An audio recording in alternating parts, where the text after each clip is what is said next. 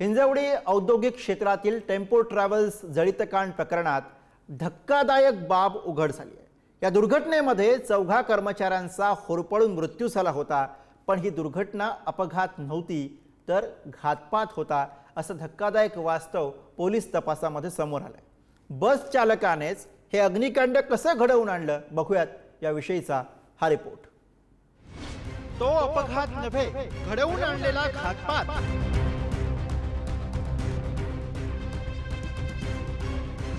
दिवाळीला पगार दिला नाही, चालकानंच बस पेटवली।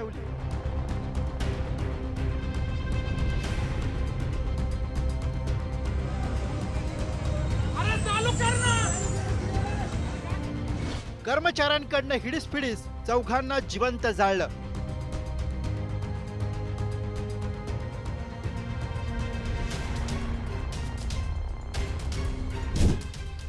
हिंजवडी टेम्पो ट्रॅव्हलर जळितकांड प्रकरणानं धक्कादायक वळण घेतलंय। बुधवारी सकाळी व्योमा ग्राफिक्स कंपनीच्या कर्मचाऱ्यांना कामावर घेऊन जाणाऱ्या टेम्पो ट्रॅव्हलरला लागलेल्या भीषण आगीत 4घांचा होरपळून मृत्यू झाला। या दुर्घटनेनंतर सगळीकडे हळहळ व्यक्त केली जात होती, पण हा अपघात नसून पद्धतशीरपणे आखलेला घातपाताचा कट होता, अशी बाब आता पोलीस तपासात उघड झाली आहे। बस चालक जनार्दन हंबर्डीकर यानं स्वतःच ही बस पेटवून देऊन 4घांना जाळल्याचं तपासात निष्पन्न झालंय। गेल्या दिवाळीला कंपनी व्यवस्थापनानं बस चालक जनार्दन हंबर्डीकर याला पगार दिला नव्हता।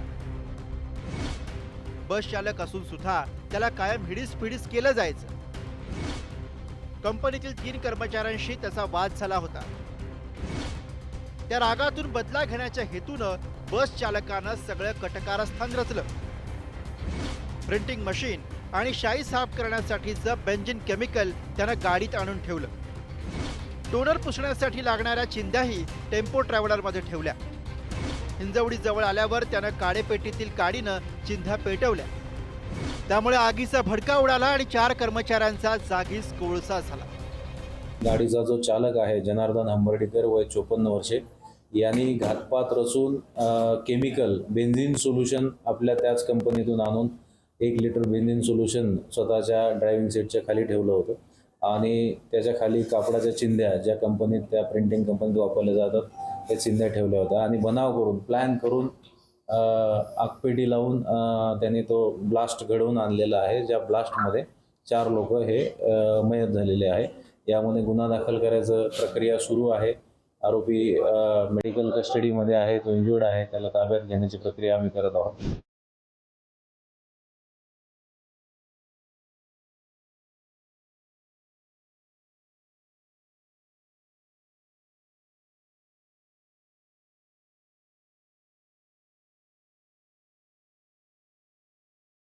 या बसला आग लावल्यानंतर चालक हंबर्डीकर यानं टेम्पो ट्रॅव्हलरमधनं उडी घेतली।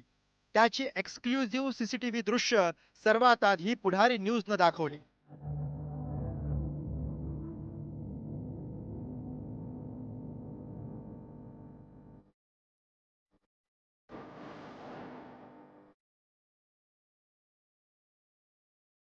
त्याच्या सोबत काही कर्मचारी सुद्धा तातडीनं बसच्या बाहेर उतरले, त्यामुळे त्यांचा जीव वाचला।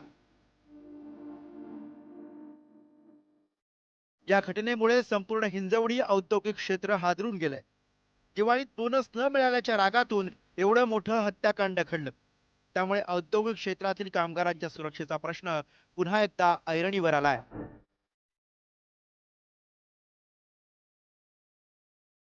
तुषार सरेकर, पुढारी न्यूज, पिंपरी चिंचवड।